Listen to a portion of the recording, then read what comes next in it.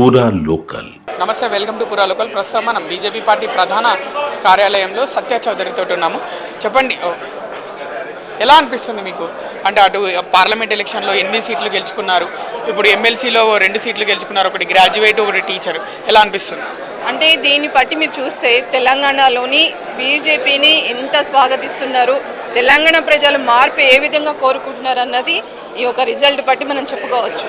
ఎందుకంటే ఇప్పుడు గతంలో ఉన్నటువంటి మాజీ ముఖ్యమంత్రి కేసీఆర్ కావచ్చు, ఇప్పుడు ఉన్నటువంటి చిట్టినాయుడు అని పిలుచుకుంటున్నటువంటి మన ముఖ్యమంత్రి రేవంత్ రెడ్డి కావచ్చు, వాళ్ళు ఏదైతే 6 హామీలు అని చెప్పి ప్రజలు మభ్యపెట్టే ప్రయత్నం చేశారో, ఐ డ్రామా అని చెప్పి పెద్ద డ్రామా ఆడి ఈరోజు పేదవాళ్ళు కడుపు కొట్టి వాళ్ళు ఉండడానికి కూడా గూడు కూడా లేని పరిస్థితులు చేసినందుకు ప్రజలు ఎంత మార్పు కోరుకుంటున్నారంటే ఇప్పటికిప్పుడు బై ఎలక్షన్స్ పెడితే బీజేపీకి 100% ఈరోజు అధికారాన్ని పట్టగట్టడానికి రెడీగా ఉన్నారు తెలంగాణ ప్రజలు.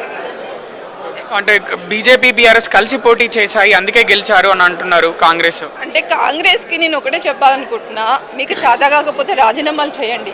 కానీ మీరు చీకటి ఒప్పందాలు చేసుకున్నటువంటి రేవంత్ రెడ్డి కావచ్చు, కేసీఆర్ కావచ్చు, కేటీఆర్ కావచ్చు, మీరు చేసినటువంటి ఒప్పందాలని మభ్యపెట్టుకోవడానికి ఈరోజు బీజేపీ మీద నెట్టేయబడుతున్నారు. అంటే బీజేపీని నెట్టేయాలని చూస్తున్నారు.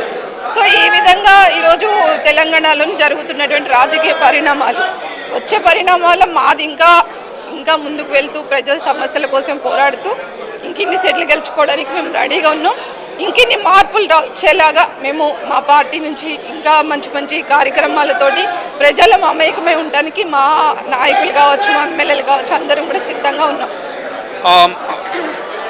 మహిళలకు ఎలా ఉంది బీజేపీ పార్టీలో? మహిళా దినోత్సవ శుభాకాంక్షలు ఈరోజు మా భారతీయ జనతా పార్టీ తరఫున మీ అందరికీ కూడా. మీకందరికీ తెలుసు, మహిళలు అంటే బీజేపీ అంటే మహిళలు.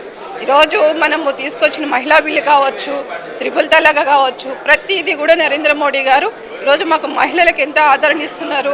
అదేవిధంగా నేను ఒక కళారంగం నుంచి వచ్చాను, నాకు ఇంత ఆదరణ అన్నది మీ అందరికీ తెలుసు. భాజపాలో రాబోతున్న కాలంలో మహిళా ముఖ్యమంత్రిగా తెలంగాణలో కూడా ఒక అవకాశము మహిళలకు ఇస్తారని మేము ఆశిస్తున్నాం.